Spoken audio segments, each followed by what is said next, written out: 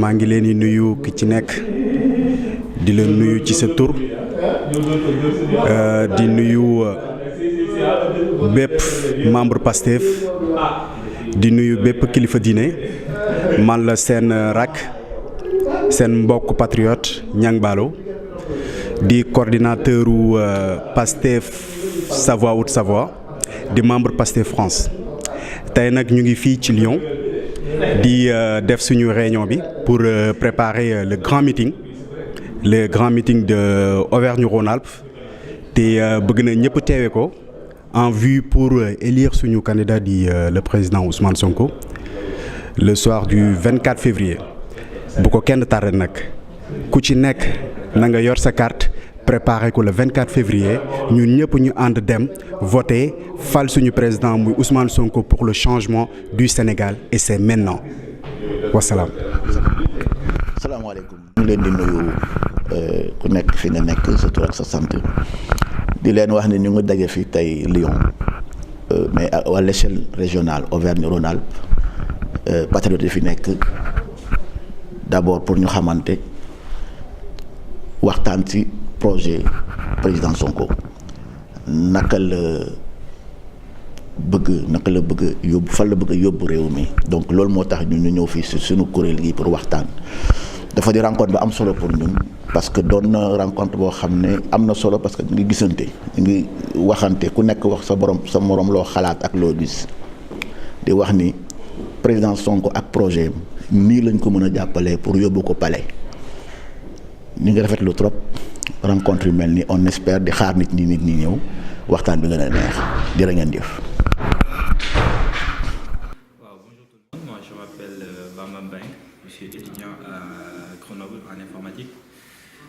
Donc le sens de mon engagement, comme tout Sénégalais, primo Sénégalais là, donc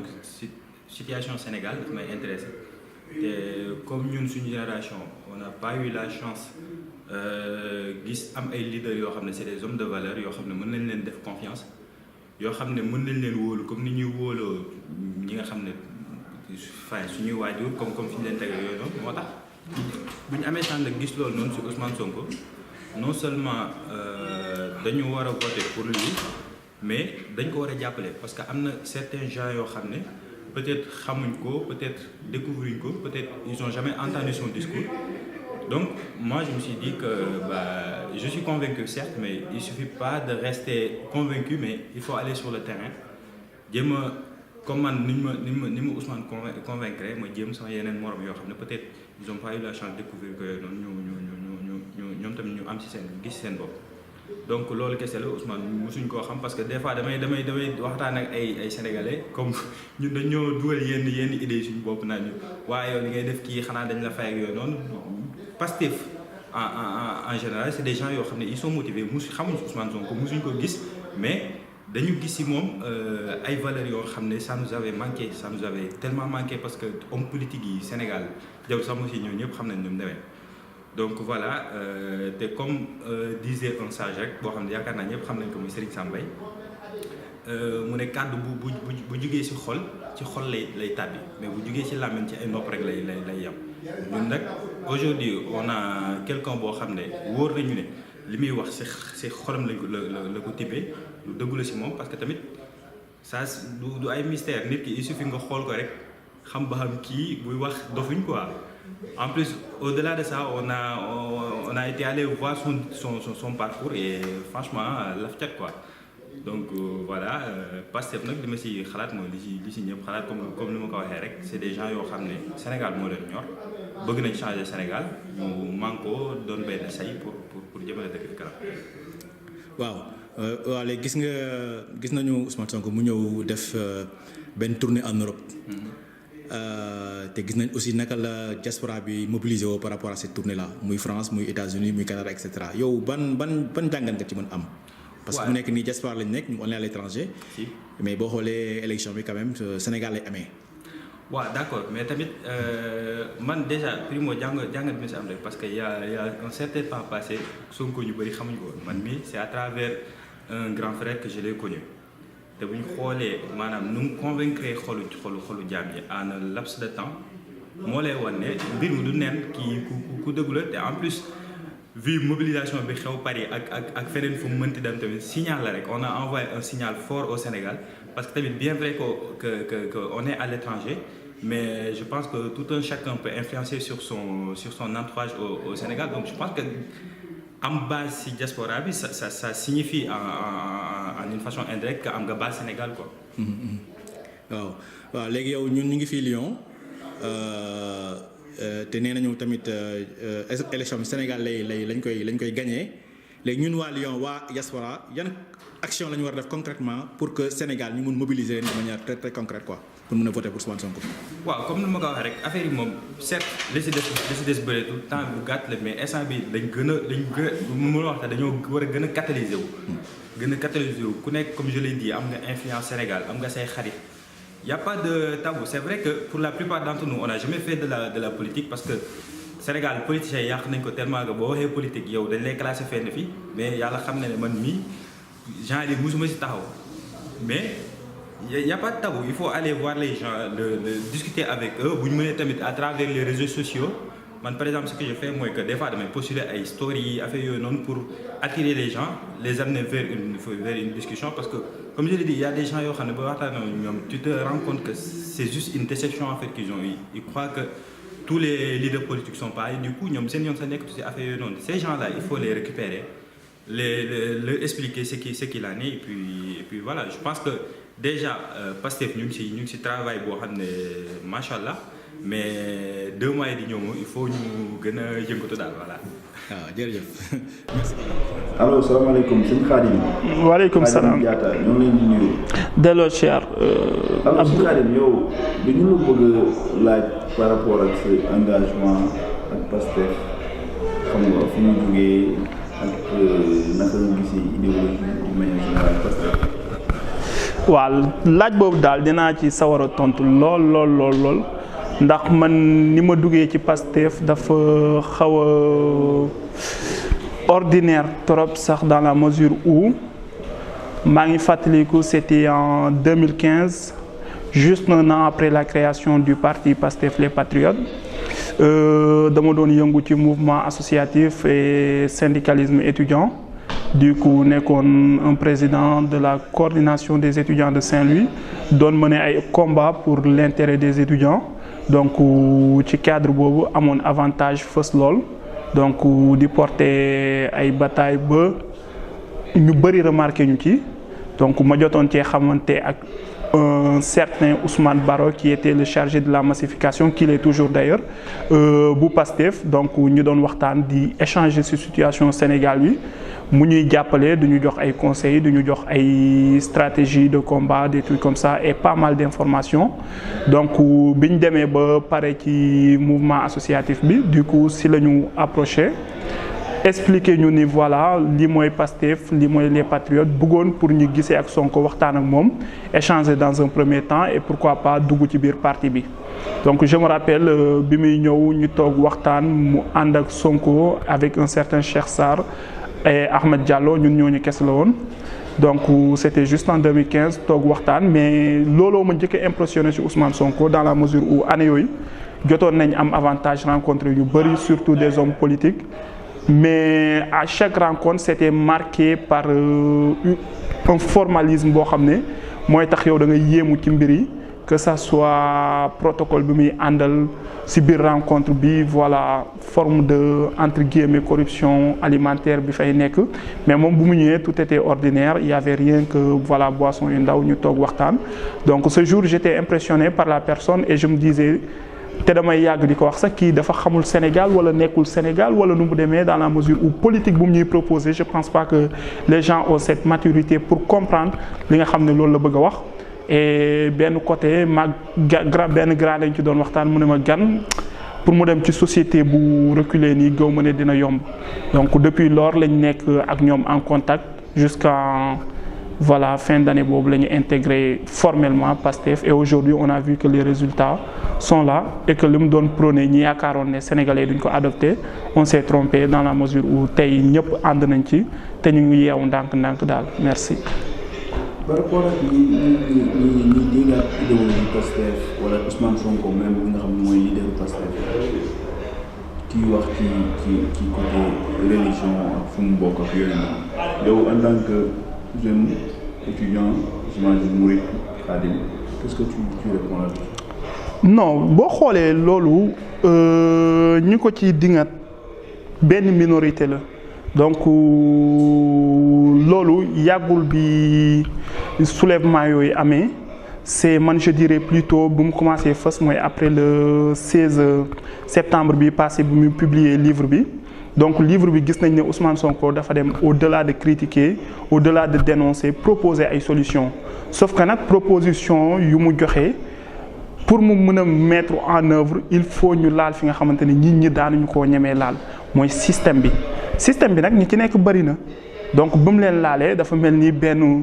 cuuraay ci néegu dëmm ñëpp a jóg ku nekk di fippu tu vois di jëfur donc ñoom tamit ci lañ bëgg a am benn contre-attaque pour jéem a ridiculiser Sonko wala mettre ko en mal ak population sénégalaise ils ont essayé par beaucoup de moyens sottiwul ci lañ ne bon vu que la religion c'est quelque chose bi nga xamante ne c'est sensible au Sénégal nañ jéem a jaar foofu pour yàqal Ousmane Sonko sauf que voilà heureusement pour le Sénégal nit ñi yeewu nañu nit ñi xam nañ lan mooy seen intérêt nit ñi xam nañ lan mooy yoon topp ñu leen ci loolu man mii di wax ak yow murit laa maa ngi tudd sëñ Khadim du coup je pense que li ma gën a ñor mooy Sénégal nuñ ko defaree mais pas polémique yu ndaw yooyu daal merci.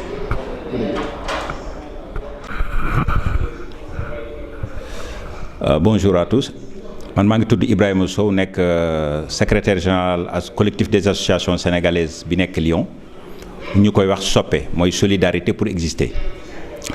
muy association boo xam ni nag day regrouper plus de 12 associations sénégalaises yi nekk ci dans la région Rhône-Alpes du rek association sénégalaise rek ci bokk parce que am na sax ay Comoriens ak yeneen xeet yu ci bokk boo gisee sama teewaay fii nag tey ci assemblée générale Pastef bi daanaka man bokkuma Pastef mais li tax ma gën a ñëw mooy sama xarit di sama wëllëre mooy Abdou Sonko mi nga xam ni mooy représenté fii Pastef Abdou dafa nekk plus de 10 ans président association bii ma lay wax nii mooy collectif Soppe nekk na ko plus de 10 ans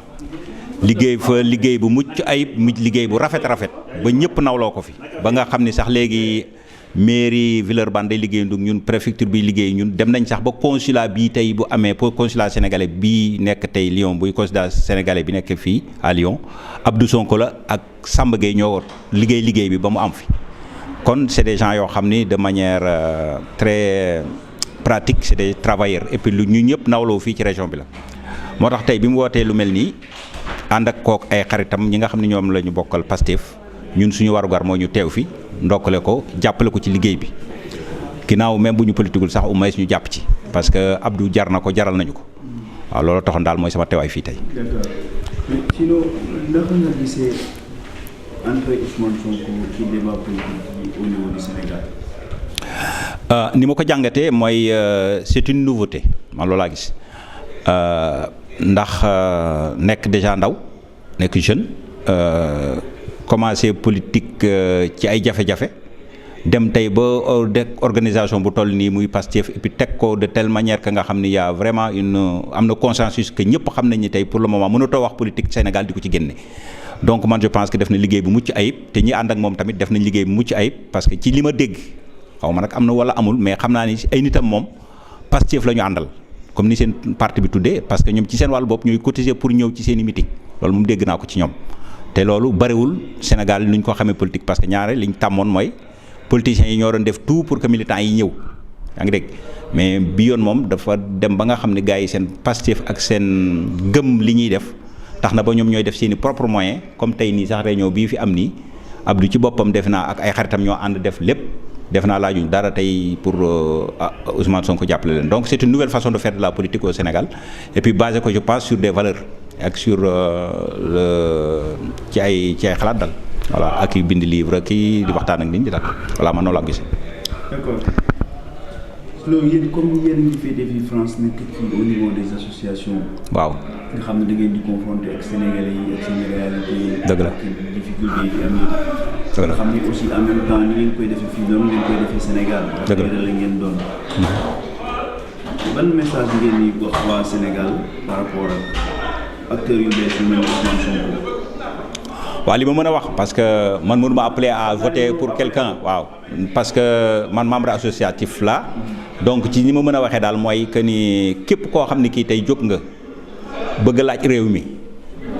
te conditions yi permettre la ko nañ def tout pour ñu mën la ko jàppale parce que def naa tey Sénégal bu nekk am nga foo bokk am na koy soutenir donc ñun suñu suñu waxtaan fii mooy ci en tout cas ci diaspora bi fii ñun li ñu gëm mooy ku nekk daal mën a jot carte d'électeur am mën a dem voter kala neex et que acteur politique yi itam teg waxtaan wi ci respect mutuel waaw mu nekk loo xam ne daal képp koo xam ne kii bëgg nga def sa candidature daal nga mën ko def ci jàmm ñu def élection yi ci jàmm ku gagné ñoo xam ne moo gagné ci jàmm ba yàlla def daal jàmm ci réew mi ñun daal loolu la ñu ñaan. ok ça merci beaucoup. waa kay jërëjëf.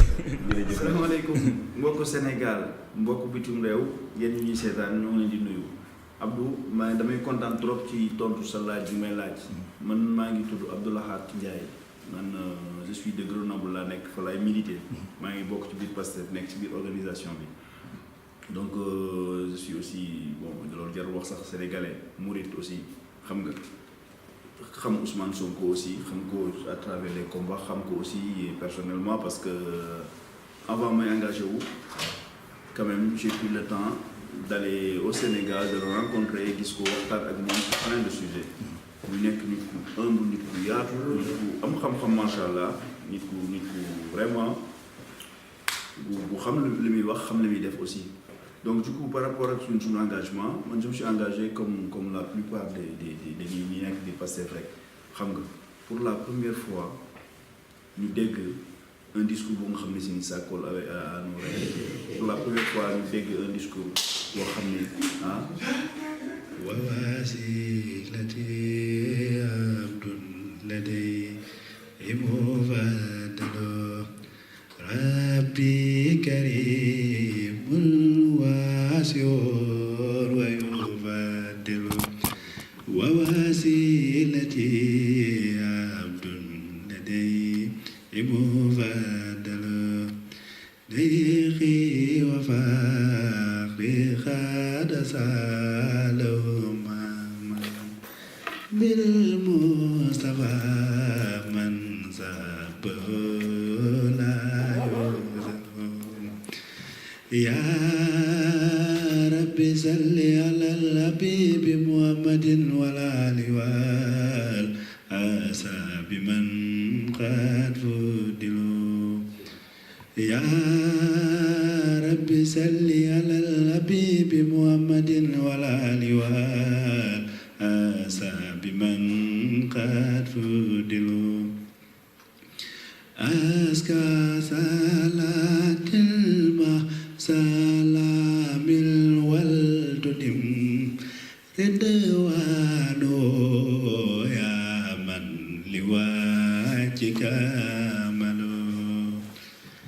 laka kalkali laka jusati laka niyati laka ghurbati wa mawatini wal munsilo habli damata ma tuhibbu wa tatali fi maskani tubalati laka tunzilo ankarqali wartiqali radiyan wa ilayka qatiyan wal maa ngi jégal de alors gis nga ça c'est les patriotes ñun on est des mourides on est des talibés on est des sénégalais on est des tidjanes on est des layènes on est des ndiassènes on est de toutes les catégories sociales même et de toutes les appartenances religieuses aussi au Sénégal. Ce qui nous lie est beaucoup plus fort que ce qui nous différencie. Et ce qui nous lie, c'est le pays, c'est le Sénégal, c'est la patrie. Et on est tous là parce que nos cœurs ont répondu à l'appel des patriotes. Parce que pour la première fois au Sénégal, on a entendu un discours de vérité, un discours qui colle avec la réalité de ce qu'on est en train de vivre, un discours qui, pour une première fois, nous dit les mots de notre société, sans tabou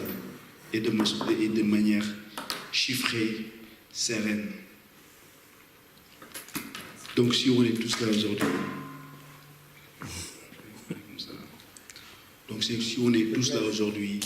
c'est pour répondre à l'appel des patriotes.